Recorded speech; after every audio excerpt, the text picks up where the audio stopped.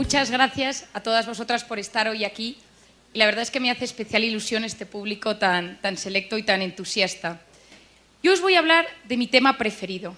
Cuando la gente me dice que yo soy conferencista o conferenciante, como decimos en España, me entra un poco de vértigo, porque la realidad es que yo no me considero así.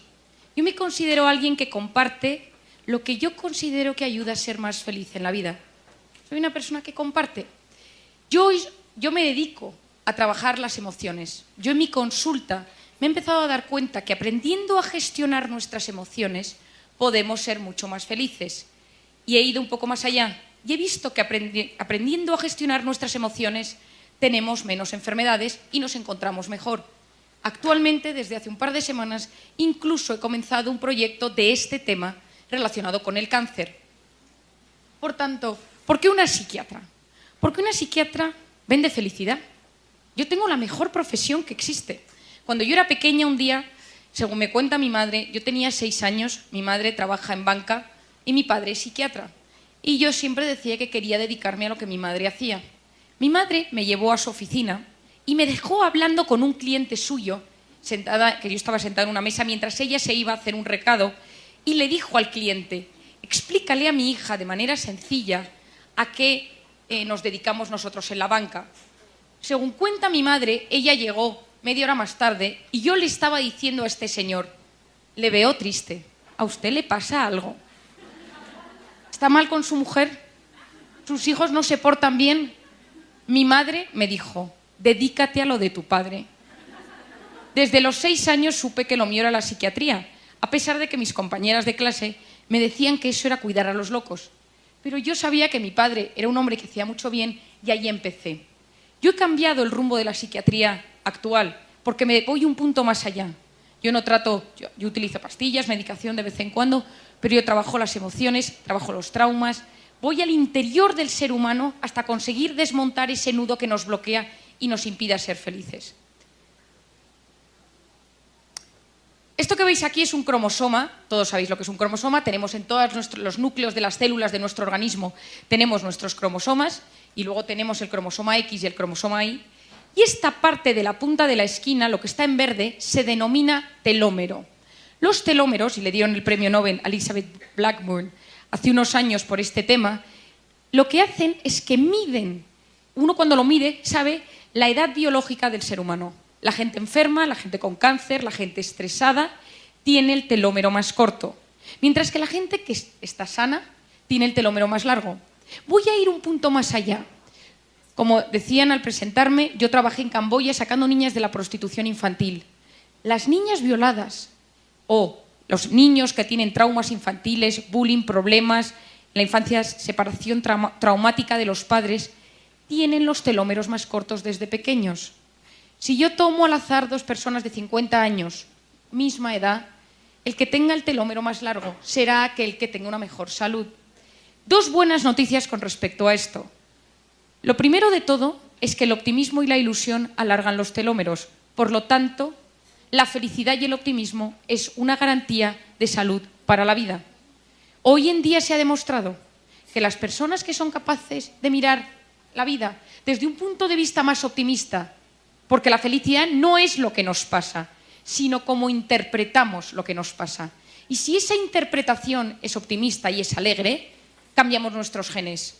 Esto es el nuevo concepto que se denomina epigenética, es decir, nuestras experiencias, nuestra manera de enfrentarnos a la vida cambia nuestros genes.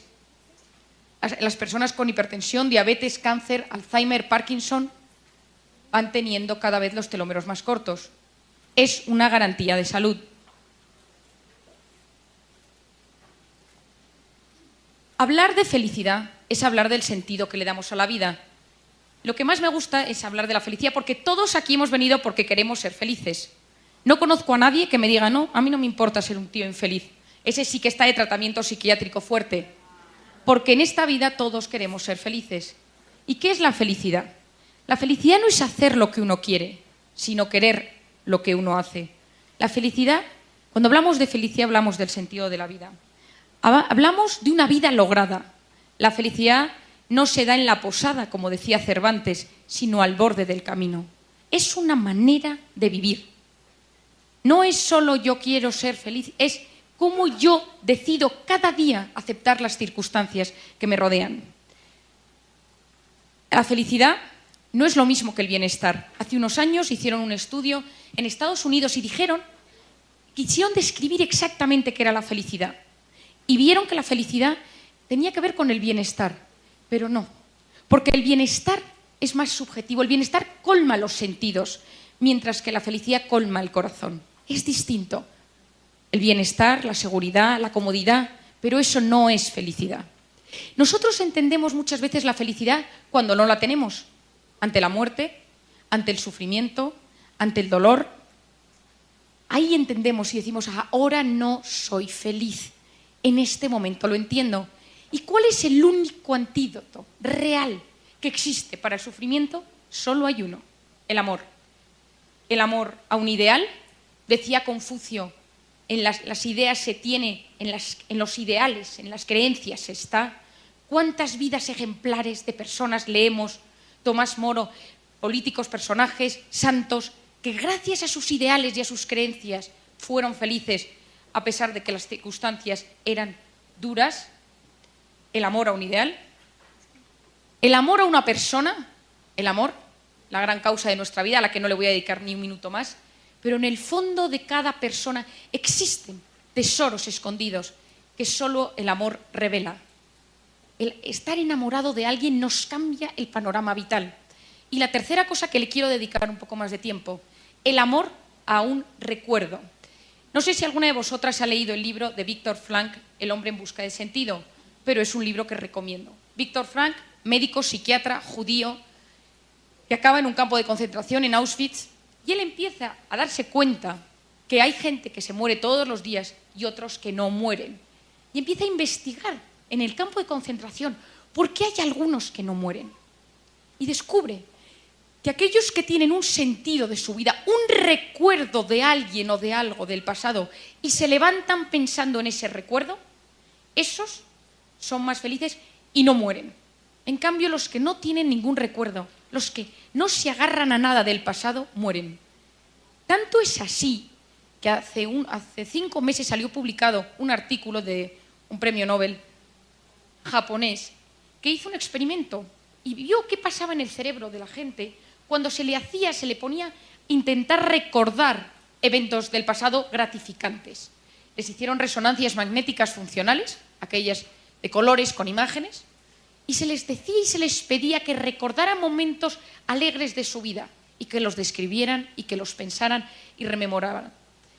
La sorpresa de este investigador fue que el recuerdo segregaba sustancias gratificantes, hormonas gratificantes como son la dopamina, la hormona de la confianza, la serotonina, la hormona de la felicidad, del placer, y se incrementaban incluso más que cuando la persona había vivido eso en primera persona. Es decir, recordar algo que nos gusta en nuestra mente genera mayores hormonas de placer y de felicidad que vivir la propia experiencia. Como anécdota curiosa, al terminar la prueba, el premio Nobel iba a pagar a toda la gente que había participado en el ensayo y le dijeron que había sido tan gratificante la prueba que preferían no recibir dinero. Es decir, el amor a un recuerdo nos puede ayudar y nos puede salvar. Viktor Frankl lo estudió y yo voy un punto más allá. Todo depende de cómo nos levantemos cada mañana.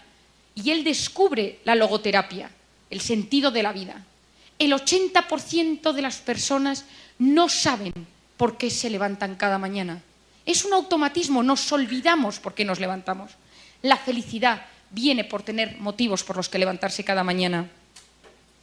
La felicidad tiene mucho que ver con la manera en que nos expresamos y con el lenguaje, porque hay palabras que evocan emociones, palabras que evocan imágenes, que evocan emociones y sensaciones corporales. Pero hay 3 palabras que tocan el corazón del hombre. Por favor, gracias y perdón. Por favor, porque abre las puertas a la otra persona. Gracias, porque el agradecimiento es la memoria del corazón. Y el perdón, que para mí es la clave hoy en día para superar cualquier trauma del pasado. Cuando yo estuve en Camboya, yo tuve una experiencia muy dura, Yo estuve sacando niñas de los burdeles, de la prostitución, vi cómo violaban a niñas de 12, 13, 14 años. Escuché historias que me rompían y me resquebrajaban por dentro. Y en un momento dado pensé, ¿cómo puedo ayudar a estas niñas a que superen los traumas de su infancia? ¿Cómo puedo ayudar a una niña que ha sido vendida por su padre a un burdel, ve 40 clientes al día, le drogan y esta niña yo la saco del burdel? ¿Qué puedo hacer para que esta niña tenga una vida normal? Después de una experiencia muy impresionante, hablando un día con una niña con una vida durísima, ella me dijo a mí, ella me abrió los ojos y me dijo, una niña de 12 años, he descubierto que la única manera de poder ser feliz y de poder superar el trauma, la herida, es perdonar al que me lo hizo, por una parte a su padre o a su abuelo, y al que me violó. Y yo, toda mi terapia gira en torno al perdón. Perdonarnos a nosotros mismos por nuestros errores, que luego le dedicaré un momento, y perdonar a los demás, aprendiendo a entender la razón por la cual han sido así con nosotros. Como psiquiatra, en conclusión, ¿qué es la felicidad? La felicidad es vivir instalado en el presente, habiendo superado las heridas del pasado y mirando con ilusión al futuro. Aquellos que viven enganchados en el pasado son los deprimidos. Aquellos que viven angustiados por el futuro son los ansiosos. La depresión y la ansiedad, las dos grandes enfermedades del siglo XXI, donde se emplean más medicamentos hoy en día. Cuando tú le preguntas a alguien qué te preocupa, te habla del pasado o del futuro. Nos hemos olvidado de vivir en el presente. Esto es el equilibrio personal. Dejadme que os explique cómo funciona la mente. Hoy quiero que os vayáis con pocas ideas, pero con muy claras. Y la primera es que pensar altera nuestro mundo interior. Nosotros podemos conseguir que las cosas sucedan solo con querer que sucedan. Si nosotros queremos que algo pase, puede pasar. Y voy a dar un ejemplo muy pequeño y muy tonto, pero que lo vais a entender todas vosotras. Yo cuando me quedé embarazada, iba por la calle y solo veía mujeres embarazadas. Y pensé, toda mi zona, todo mi barrio, todas las mujeres se han quedado embarazadas a la vez que yo. Cuando yo di a luz y paseaba a mi hijo por el parque, solo veía cochecitos y parques. Ya no había mujeres embarazadas en mi barrio. Hace unos meses tuve un esguince en el pie, iba a la pata coja, iba con una especie de muleta. Solo había gente con muletas en mi barrio. Llegué incluso a pensar que me copiaban y hacían todo lo que yo quería. Todos vosotros habéis descubierto que si algo os interesa o estáis preocupados por algo, de repente todo a vuestro alrededor gira en torno a eso. Esa palabra, todo el mundo está hablando de ese tema. ¿Por qué sucede eso? Porque cuando queremos prestar atención a un tema, se activa una zona del cerebro que se llama el sistema reticular activador ascendente, no os quedéis con el nombre, por favor, el cual hace que nosotros podamos fijarnos y prestar atención en aquello que nos preocupa o que nos interesa. Por lo tanto, nosotros podemos hacer que las cosas pasen porque nuestro cerebro se activa para poder prestar más atención y captar eso que estamos buscando. Y eso es con el optimismo. Porque una persona optimista activa zonas cerebrales que se lo permiten. Os voy a contar una anécdota relacionada con esto. Hace unos años yo me fui a trabajar, me propusieron irme a las Naciones Unidas a ayudar en la entrega de unos premios a 10 mujeres que hubieran ayudado a mejorar los objetivos del milenio y los microcréditos. Era una entrega de premio a 10 mujeres. Esas mujeres eran Carolina Kurkova, Shakira, Hillary Clinton, la reina Nor de Jordania. El nivel era muy alto y yo iba acompañando a la directora de los premios por el tema del inglés y porque yo tenía un poco de tiempo libre y me parecía que era un plan que no podía faltar. El caso es que dos días antes de marcharme, yo estudiaba en la Universidad de Navarra, me encanta estar hoy aquí, estudiaba yo en la Universidad de Navarra, me llamó el rector, que yo no conocía por ese momento, y me dijo, necesito hablar contigo. Fui a verle, a su despacho, y me dijo, me he enterado que te vas a las Naciones Unidas una semana. Y le dije, sí, me voy a entregar unos premios, ayudar en la entrega de unos premios. Me dijo, te quiero pedir un favor. Si ves a Kofi Annan, entonces secretario general de las Naciones Unidas, dile que estudias en la Universidad de Navarra, que este año es el aniversario de la universidad, háblale de nosotros. Y yo pensé, yo a Kofi Annan no le voy a ver. Pero activé mi sistema reticular activador ascendente y dije, por si acaso, voy a ver si lo encuentro. Y siempre que quiero encontrarme con alguien, me lo encuentro.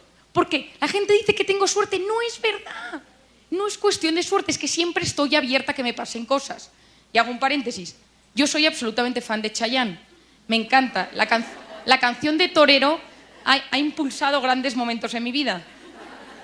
Y ayer estaba en el hotel en el DF, estaba desayunando con alguien y me dice, oye, por cierto, ¿sabes que está Chayanne allí? Digo, es que claro, es que no podía ser de otra forma. Porque cuando uno quiere que algo pase, puede pasar. El caso es que yo me voy a las Naciones Unidas, por supuesto, no veo a Kofi Annan por ninguna parte, y cuando estamos en medio de la entrega de premios, salgo por la puerta de atrás y me voy al baño. Y me encuentro en el baño una señora rubita, blanquita así, mona, y yo, que como podéis observar tengo una cierta timidez, le digo, ¿qué tal? Digo, ¿viene usted a la entrega de premios? Me dice, sí. Le digo, ¿sabe cómo ir? Y sin que le dé tiempo a responder, le explico cómo funcionan las Naciones Unidas, a qué puerta se tiene que dirigir, quiénes son las premiadas, qué son los microcréditos, cuáles son los 10 objetivos del milenio. La señora me da las gracias muy educadamente y se marcha. Al cabo de un rato la vi en la sala al fondo y dije, pues la señora ha encontrado su sitio. Yo volví a España, no me había encontrado con Kofi Annan, y cuando yo volví en el avión, estaba yo sentada en turista y la directora del programa iba en business y yo tenía que entregarle unos papeles y le dije a la azafata, ¿le importa que me adelante un momento a entregarle estos papeles? Sí, no se preocupe. Voy hacia adelante, entrego los papeles y cuando vuelvo por el pasillo, veo sentada en el pasillo a la señora rubia del baño. Y le digo, no me lo puedo creer, tampoco es que Nueva York sea tan pequeño. Digo, ¿do you remember me? ¿Se acuerda usted de mí? Sonríe, agarra la mano de la persona que tiene al lado y le dice, esta es la chica que me explicó cómo funcionan las Naciones Unidas. Era la esposa de Kofi Annan. Yo no sabía que Kofi Annan estaba casada con una mujer rubia blanca. No lo sabía. Le dije, Mr. Kofi Annan, mi nombre es Marian Rojas, estudio en la Universidad de Navarra.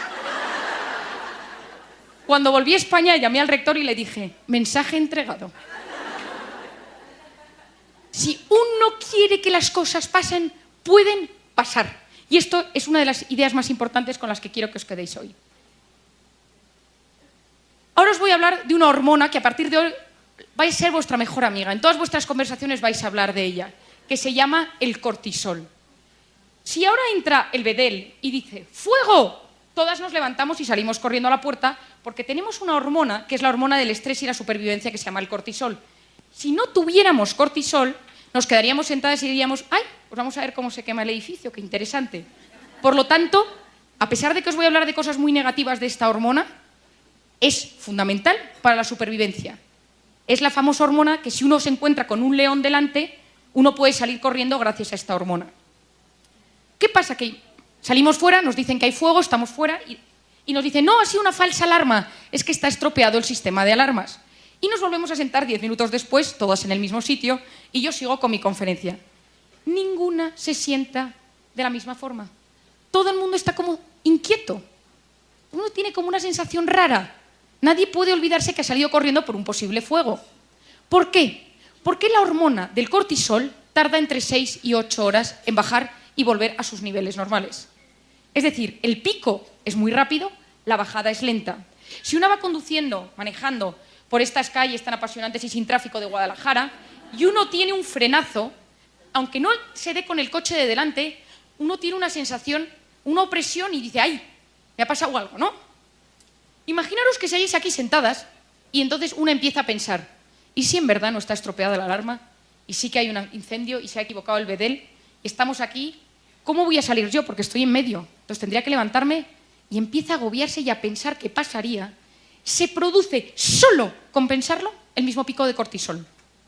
Imaginaros que volvéis aquí 3 meses después a otra conferencia.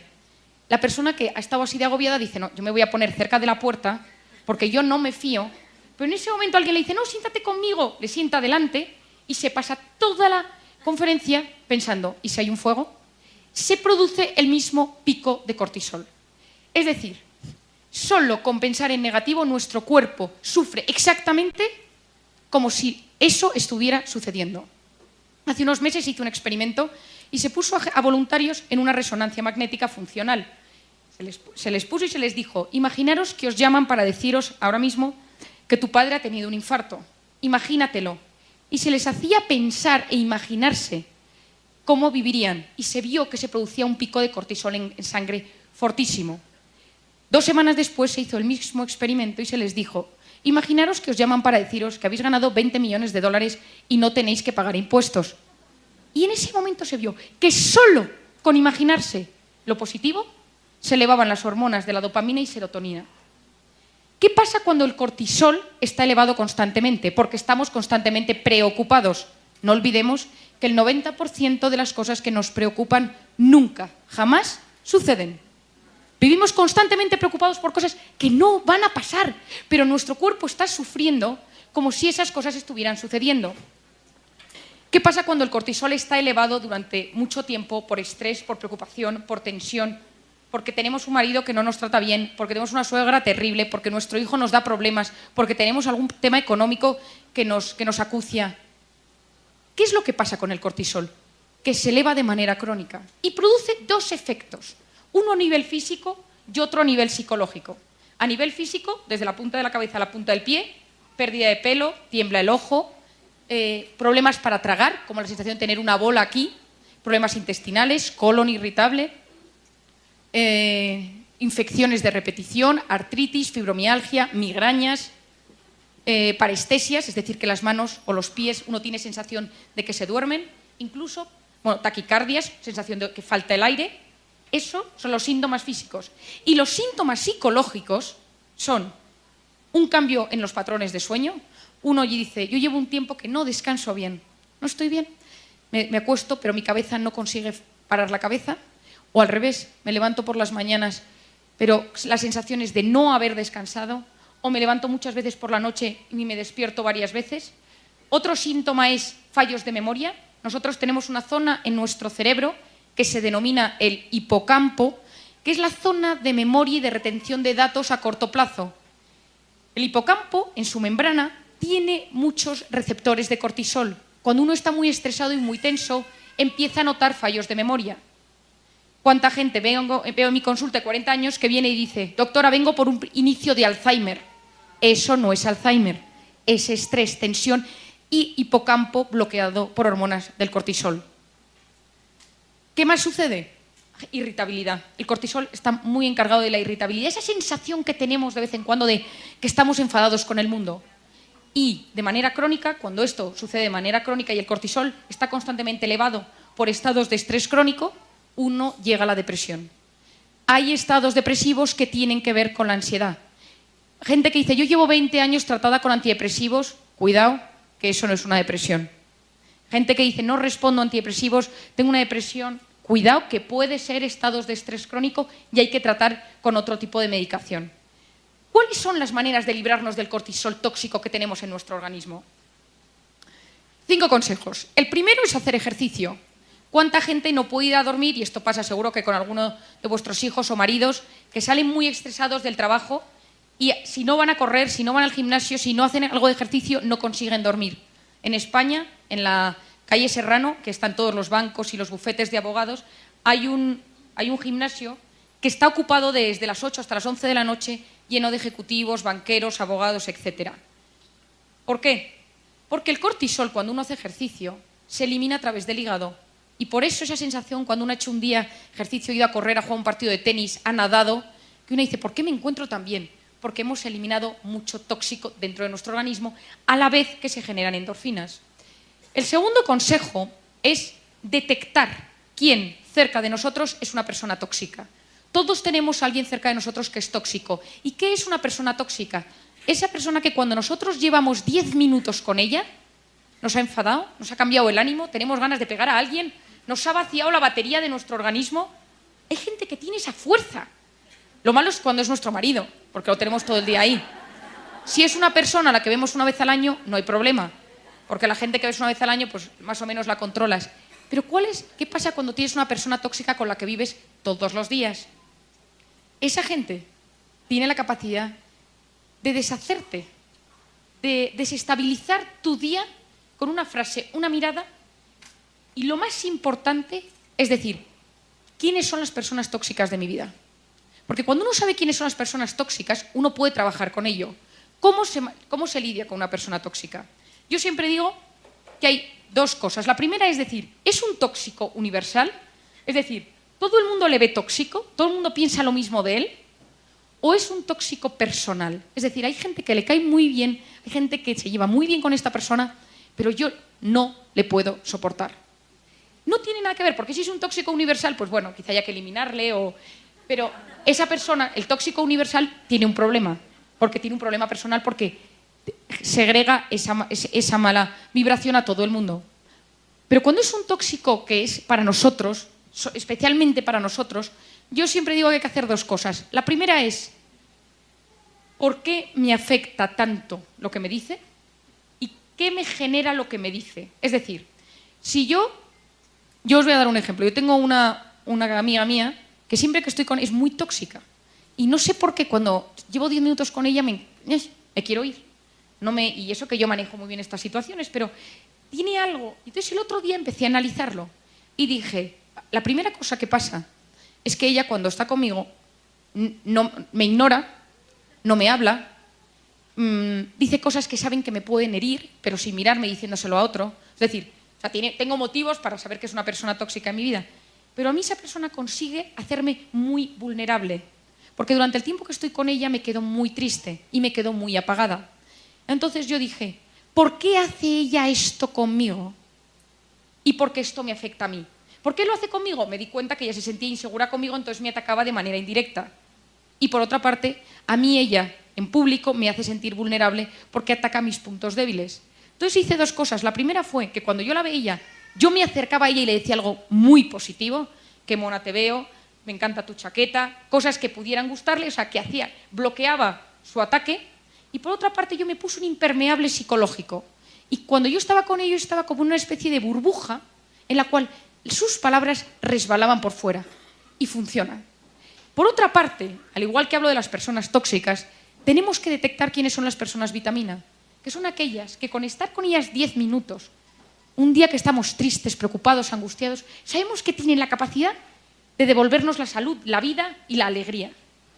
Y tenerlas detectadas porque existen en nuestras vidas. Y hay momentos y etapas en las que estamos mal y decimos, es que llamaría a esta prima mía que me cae tan bien, pero no la quiero molestar. Perdona, pero una persona vitamina está hecha para esto, para que te ayude en los momentos que lo necesitas.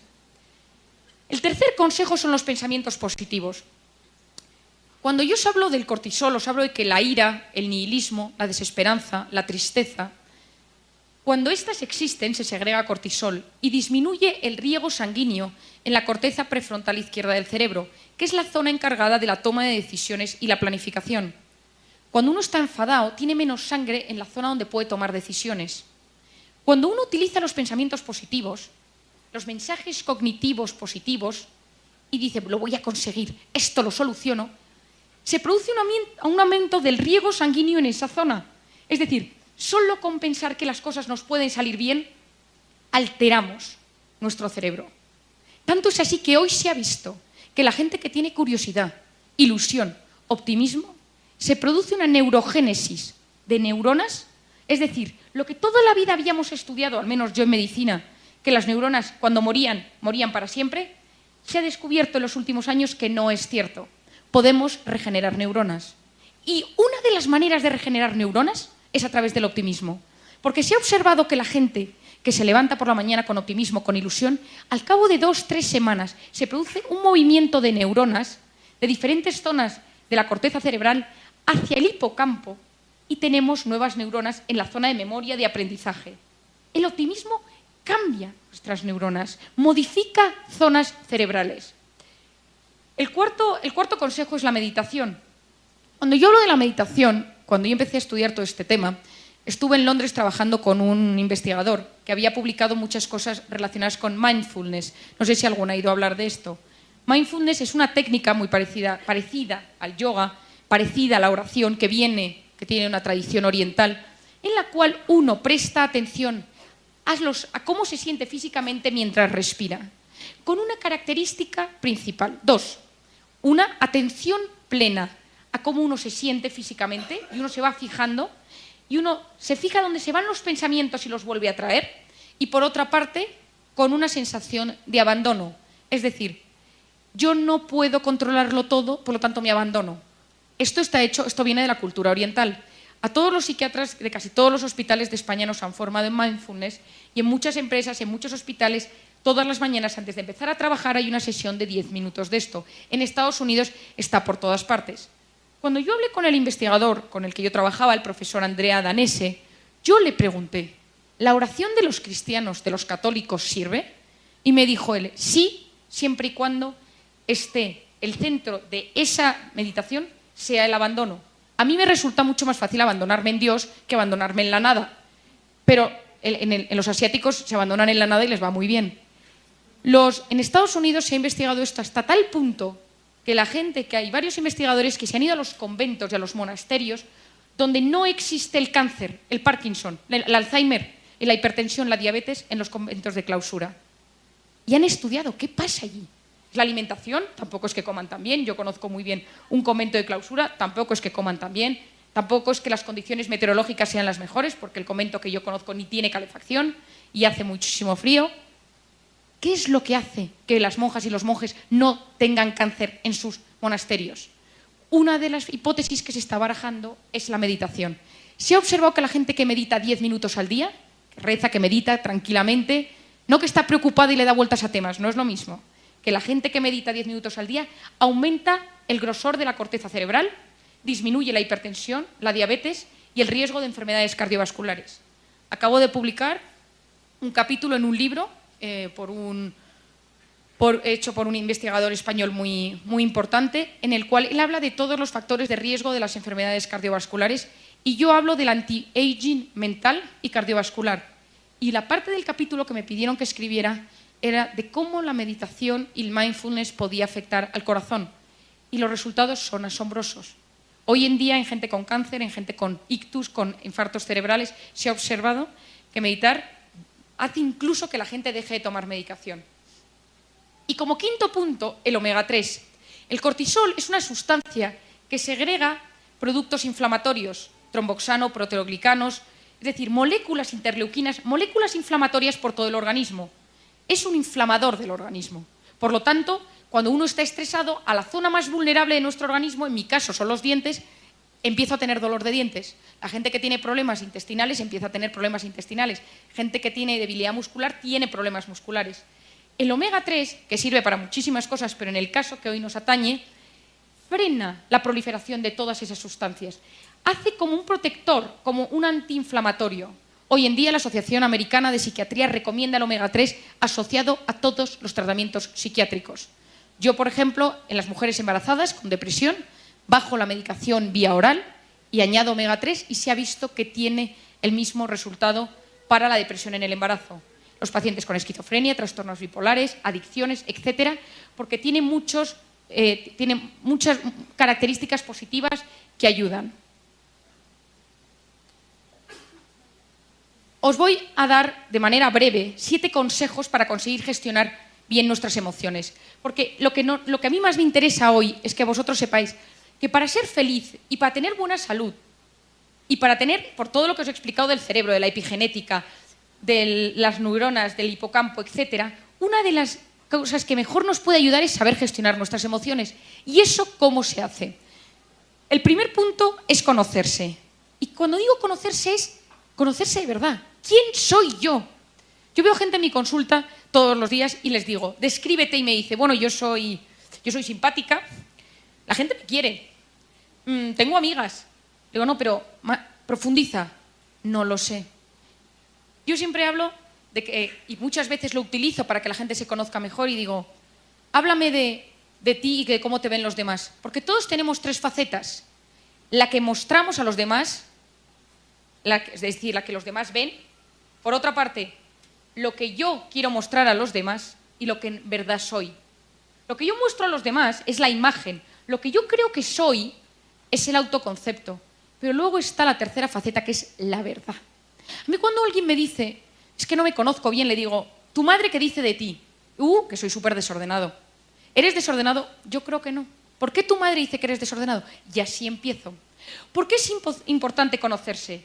Porque cuando uno se conoce, uno se comprende. Cuando uno se comprende, uno se acepta. Y cuando uno se acepta, uno puede superarse. Conocernos, comprendernos, aceptarnos y superarnos. Es imposible superarse si uno no se conoce. El segundo punto clave, importante, y más hoy en un perfil de mujeres, con los hombres esto lo hablo de otro tema, cuidado con el exceso de autocrítica y exigencia. Huir del perfeccionismo excesivo. La gente excesivamente perfeccionista son los eternos insatisfechos. Nunca está suficientemente bien hecho esto, la comida no está en su punto, este documento que tengo que mandar no está bien, este email lo voy a volver a mirar, la ropa no está bien planchada. El perfeccionista es el eterno insatisfecho. En Harvard se ha observado que la gente, el 60-80% de la gente que está constantemente preocupada y que se exige mucho y se hace autoboicot interno, tiene muchas más migrañas, ellos lo han estudiado en la migraña, que la gente que no lo tiene. La psicoterapia es clave. Yo hago mucha psicoterapia en mi consulta porque entra para desenmascarar esta corriente devastadora. Cuidado con el autoboicot, que nuestra voz interior sirva para subirnos, para elevarnos y no para hundirnos. ¿Cuántas veces nuestra voz interior te dice, no lo vas a conseguir, no puedes, eres un desastre, esto no está bien para ti? En ese momento, ese autoboicot, se vuelve a generar toda esa hormona del cortisol de la que os hablaba antes. Tenemos que usar nuestro diálogo interno, que existe constantemente, para apoyarnos, no para hundirnos. Ese diálogo que tenemos dentro de nosotros. Tal Ben-Shahar es un psicólogo israelí que imparte la asignatura más concurrida de la Universidad de Harvard, que es Cómo ser feliz. Y él habla de esto, y él dice una cosa, que es, si quieres triunfar más y ser más feliz, debes empezar por fracasar el doble y, sobre todo, por aceptar el fracaso. No pasa nada por de vez en cuando caer. Yo admiro a la gente que ha caído y que se ha recuperado. El éxito oculta lo que la derrota enseña. Y es así. La gente exitosa no se da cuenta de nada. En cambio, los que han bajado y se han recuperado, eso sí. Por lo tanto, en esta vida no tenemos que negarnos a, de vez en cuando, poder caer. Evitar ser perfectos a todas horas porque no existe el perfecto. Y toda la gente perfeccionista está intoxicada por cortisol porque está constantemente preocupada. Y ya como sabemos de hace unos minutos, los preocupados son gente mucho más amargada. De hecho, los preocupados van siempre juntos. Los amargados van de la mano. En cambio, la gente feliz se ilusiona uno con otro. 3. Fijarnos metas y objetivos. Necesitamos saber qué queremos hacer con nuestras vidas. ¿Cuál es mi meta? ¿Cuál es mi objetivo? Yo siempre digo, echa tu mente al aire. Piensa en alto, piensa en grande, actúa en pequeño.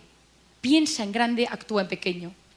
Cuando yo era pequeña, yo tengo un hermano que falleció y para mí fue algo muy triste. Y mis padres me lo explicaron diciéndome, Marian, tu hermano está en el cielo. Y me explicaron que el cielo existía y que había muchos cuartos y que mi hermano estaba en un cuarto con un montón de juguetes. Y yo me quedé muy tranquila porque la explicación me sirvió. Mi abuelo era un gran fan de los Beatles y me ponía los Beatles siempre. Y un día estábamos escuchando los Beatles y yo ya hablaba inglés. Me puso la primera canción, que es Imagine There's No Heaven. Y yo dije, que es imagínate que no existiera el cielo.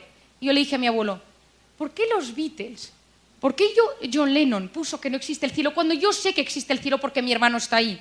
Mi abuelo, sin despeinarse, me dijo, siempre que estáis en contra de algo de los Beatles, la culpa la tiene Yoko Ono. Yo en ese momento dije, el día que vea a Yoko Ono, meta, le diré lo que pienso. Porque yo a Yoko Ono se lo voy a decir. ¿Qué pasa? Unos meses más tarde, unos años más tarde, estando en el famoso Día de las Naciones Unidas que les contaba, estaba yo allí y de repente me llama la directora y me dice, oye, Marian, ¿dónde estás? Y le digo, en la puerta de las Naciones Unidas. Y me dice, ¿está llegando Yoko Ono? Dice, ¿te importa atenderla tú y llevarla a la sala? No, por supuesto que la llevo yo. Me fui a la puerta, agarré a Yoko Ono, señora rara donde las haya, libro de psicopatología abierto, íbamos paseando por el pasillo que llevaba a la sala y le dije a esta señora, mire, yo tenía muchas ganas de hablar con usted desde hace 20 años, porque era mi meta. Yo le dije, yo soy fan, como todo el mundo lo habrá dicho, de los Beatles, pero yo no entiendo por qué en la canción de Imagine dice que no hay cielo, cuando el cielo sí que existe. La señora me miró arriba, abajo, izquierda, tal, y no me contestó. Yo insistí, ni media palabra. Al año siguiente volví a las Naciones Unidas y la directora del programa me llamó y me dijo, oye, Marian, ¿te importaría llamar a Yoko Ono para que vuelva este año? Dice, porque tú estuviste hablando con ella. Y digo, bueno, hablando con ella. Me dio el teléfono y la llamé. Y cuando la había llamado, le dije a la secretaria, mía, mi nombre es Marian Rojas, el año pasado estuve con Yoko Ono, querríamos volver a invitarla al evento. Y me dijo, déjeme un momento. Volvió a los 10 minutos, me llama y me dice, me pregunta la señora Yoko Ono si es usted la del cielo. Yo estaba feliz porque había conseguido mi meta. Pero hoy, hablando en serio, necesitamos metas. Y cuando la meta se consigue teniendo pequeños objetivos. Porque si yo quiero conseguir algo a largo plazo, lo que necesito son metas muy chiquitinas, objetivos muy chiquitines. Porque así va subiendo mi autoestima. Si yo quiero perder 20 kilos, no puedo decir quiero perder 20 kilos, tengo que decir, primera meta, primer objetivo, empezar a hacer ejercicio. Segundo, no comer chocolate. Tercero, es decir, al poner objetivos pequeños, y esto en la educación de nuestros hijos es clave, enseñarles a tener pequeños objetivos. El cuarto punto es trabajar la voluntad. La foto, por supuesto, por si nadie se lo creía. El cuarto punto es trabajar la voluntad. Hay un libro que os recomiendo, de mi padre, pero es que es muy bueno el libro, que se llama La conquista de la voluntad. Cómo conseguir lo que te has propuesto. Mi padre, en su libro de La conquista de la voluntad, que lo sacó hace 20 años, ya vendió varios millones de ejemplares, explica que una persona con voluntad llega más lejos que una persona inteligente. Y explica cómo el orden, la constancia, en la cabeza, en las acciones, en el plan, puede cambiar nuestra vida. Hace unos meses, el investigador de la Universidad de Columbia, Walter Mischel, ha sacado un libro que se llama El test de la golosina, The Marshmallow Test, en el cual él hizo un experimento hace 30 años, puso a unos niños con un plato, con un marshmallow, con una gominola, y les dijo, si puedes esperar 10 minutos a tomártelo, te doy 2. Hubo niños que se lo tomaron y otros que no. Y lo siguió durante 30, 40 años. Y observó que de esos niños, los que habían aguantado con 4 años a la segunda gominola, tenían vidas más plenas, menos problemas, menos enfermedades, más dinero, mejor situación socioeconómica. Es decir, la voluntad es clave para conseguir lo que uno se ha propuesto. Trabajar la capacidad de posponer la recompensa. El quinto punto es la asertividad. ¿Qué es la asertividad? Es el punto intermedio entre pasividad y agresividad. Es decir, di sí cuando quieras decir sí, di no cuando quieras decir no. ¿Cuántas veces nos pasa, yo creo que a las mujeres incluso mucho más, que vas a un sitio pero no querías ir, pero te da pena decir que no querías ir, o te pones algo porque sabes de ropa que sabes que a tu madre le gusta, pero no te sientes bien, pero por ella te lo pones, o te compras algo que... Eso genera gran cantidad de cortisol, porque estamos actuando en contra de lo que somos y estamos constantemente haciendo lo que los demás quieren que hagamos nosotros sin ser así. Yo siempre cuento una anécdota. Cuando yo salía por la noche con mis amigas, a mí no me gustaba, yo era de las que cuando la noche ya 2 de la mañana, 3, 2, 1:30, 4, y ya veía que para mí ya se había acabado, decía, me voy. Y todo el mundo me decía, ¿ya? Yo es que me quiero ir ya, no te vayas. Entonces muchas veces me quedaba porque mis amigas querían que me quedase a las 4 de la mañana con ellas 1 hora más, sin hacer nada, porque esas, por la noche, nada, no hay nada que hacer. Hasta que una mañana me levanté y dije, se acabó, porque yo notaba que al día siguiente me levantaba enfadada conmigo misma, porque no había tenido la asertividad de decir las cosas. Entonces yo decía, es que estoy cansada. Es decir, que digamos las cosas con nuestros maridos, con nuestros hijos, cuando las cosas nos sientan mal, que seamos capaces de decir sí cuando queremos decir sí, y no, siempre, por supuesto, políticamente correcto y con educación. Pero es fundamental. Yo siempre lo explico de una manera muy sencilla. Si yo tomo a alguien y le digo, ¿qué chaqueta tan fea llevas?, esta persona reacciona de 3 maneras. La primera es que me diga, fea tú, es decir, ella se pone un muro y me ataca. La segunda es que ella se quede con la idea en la cabeza y empiece, ¿no le ha gustado mi chaqueta? ¿Por qué? Pues es bonita. Y se va a su casa y dice, con la ilusión con la que yo me había puesto la chaqueta, tal, y empieza a darle vueltas y a darle vueltas y a darle vueltas. Y la tercera opción es que esta persona diga, no me ha gustado lo que me ha dicho, que se vaya y que cuando vuelva, al cabo de un rato me diga, ¿por qué no te gusta mi chaqueta? Y le digo, no, es que a mí el verde no me sienta bien. A ti te queda muy bien, pero a mí no me sienta bien. Entonces, nosotros, si nos quedamos todo dentro, es como que nos tragamos clavos y hay que sacarlos. Más vale sacar un clavo y que haga daño a tener clavos dentro. No, a mí nada me afecta, todo me lo quedo para adentro. Esa persona que te está diciendo eso, migrañas, colon irritable, fibromialgia, dolores, o ya incluso cáncer. Cuidado, aprender a gestionar nuestras emociones es aprender, gracias a la asertividad, a expresar cómo nos sentimos. El sexto punto es la inteligencia emocional, que es la clave. ¿Qué es la inteligencia emocional? La inteligencia emocional es la capacidad de entender nuestras emociones, la capacidad de ponernos en el lugar del otro, la capacidad de empatizar. Lo contrario son los alexitímicos. A, partícula negativa, lexos, lenguaje, timia, emociones, la incapacidad para expresar las emociones. Y muchos de vuestros maridos lo tienen, porque es muy común entre los hombres. Es decir, los hombres, ¿qué tal estás? Bien, bien. ¿Te pasa algo? No, no. En cambio, nosotras tenemos muchísima más inteligencia emocional. Entendemos a nuestros hijos, entendemos cómo se sienten, entendemos qué quieren. Yo estuve estudiando mucho tiempo. Cuando yo di a luz, tengo un bebé de 10, 11 meses, y cuando di a luz mi mente cambió completamente, aparte de que no me acordaba de nada, dije, ¿qué ha pasado con mi cerebro? Me lo han transmutado. Y empecé a estudiar y a investigar qué había pasado con mi cerebro. Descubrí muchas cosas, pero la más importante que quiero transmitiros hoy, para que vosotras también entendáis como madres cómo sois, es que durante el embarazo hay células del bebé que se quedan implantadas en el cuerpo de la madre y en el cerebro de la madre. Esa es una de las razones por las cuales nosotras sabemos cómo están nuestros hijos. Cuando nosotros decimos, a Pepito le pasa algo, y marido dice, yo le veo igual que siempre, y tú dices, no, le pasa algo. Y efectivamente, vas a Pepito y a Pepito le pasa algo. Y tu marido dice, ¿cómo lo sabes? ¿Lo sabes? Nosotras tenemos una inteligencia emocional mucho mayor. La inteligencia emocional hoy en día es clave para gestionar las emociones. Quien no sabe entender sus emociones y ponerse en el lugar del otro, sufre. Y no es una persona feliz. Y acabará teniendo algún síntoma. Y el quinto último punto es educar en el optimismo. Porque mi mensaje de hoy es que se puede aprender a ser feliz. Y yo, de hecho, y lo digo hoy aquí, hoy voy a proponer en el IPADE una asignatura que sea Aprende a ser feliz. Porque se ha demostrado que la felicidad se aprende. Hoy, en 45 minutos, yo os he dado unas pautas básicas sobre cómo se transforma nuestro cerebro por ser feliz. No olvidemos que cualquier situación puede verse en clave de problema o en clave de solución. No, la felicidad no es lo que nos pasa, sino cómo interpretamos lo que nos pasa. Podemos educar nuestra mirada. Saber mirar es saber amar. Y si uno mira amablemente las circunstancias, uno quiere más. Y querer siempre es bueno para el corazón. Última idea, la ilusión cambia nuestro cerebro, la alegría cambia nuestro cerebro. Se elevan hormonas positivas, la dopamina y la serotonina. Conseguimos que estructuras cerebrales se amplíen. La zona de resolución de problemas recibe más riego sanguíneo. Nuestra epigenética cambia si somos optimistas. Tenemos mejores genes. Quiero terminar, porque se me echa el tiempo encima, con una cita de un pensador oriental que me parece muy interesante. El que conoce lo exterior es erudito. Quien se conoce a sí mismo es sabio. Quien conquista a los demás es poderoso. Quien se conquista a sí mismo es invencible. Muchas gracias.